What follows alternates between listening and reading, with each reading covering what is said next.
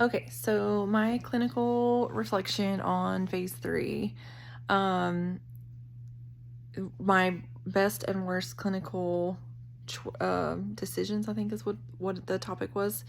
So, best clinical decision was a transfer that I can think of, which actually resulted in a normal vaginal birth, thankfully, but it was um, it became like an emergent situation when she the person that was in labor ended up having multiple decelerations, and when I say decelerations, they were like almost down to nothing, but when we would put her in a different position it would go back up. But after it happened a few times, I just told my preceptor, I was like, I'm not comfortable with this, and explained pretty quickly to the mom what was going on and the husband, and was like, we need to get to a hospital because we can only tell you what we know, and what we know is the baby's not happy. So I don't know why. There maybe, like I'd already checked her birth was not imminent. She was about 8 centimeters.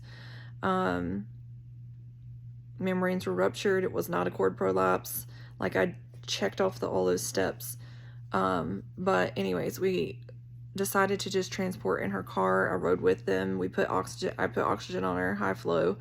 Um, and we got to labor and delivery. My preceptor had actually been the one that called labor and delivery and let them know we were on the way. And we went straight in, and my preceptor was the one that went back with them. But anyways, the baby's cord was wrapped around its arm and its neck. So when it was coming down, it was pinching the cord, and it was just not happy. But like I said, it did end up in a spontaneous vaginal birth.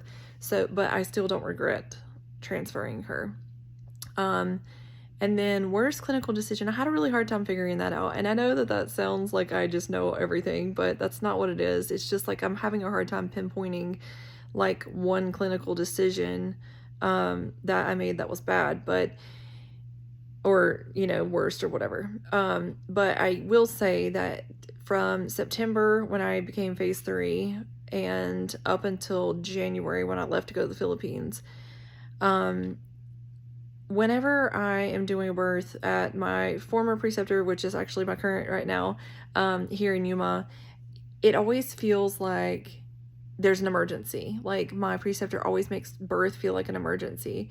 And I feel like over the course of the time that I've been with her, there's been so many conversations. I'm like, did you see something I didn't see? Like, why did you want me to get the baby out so quickly?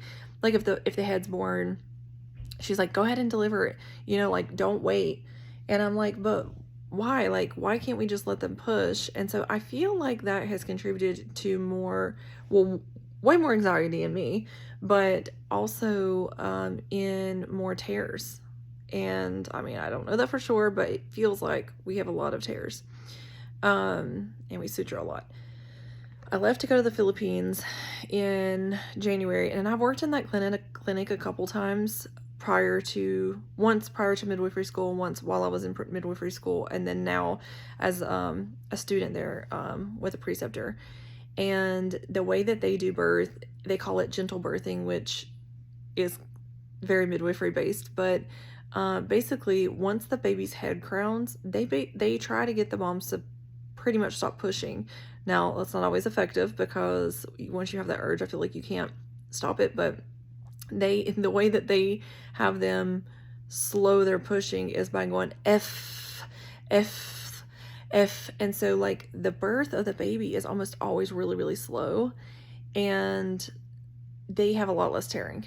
So it was funny, because after I did so many births there, and then I came back with a lot more confidence, I feel like, and I attended my first primary birth back at my old preceptorship Thursday, so a few days ago, and that was my last continuity of care. And I mean, I did everything, but when the head came out, my preceptor said, oh, the shoulders are oblique, and I'm like, it's okay.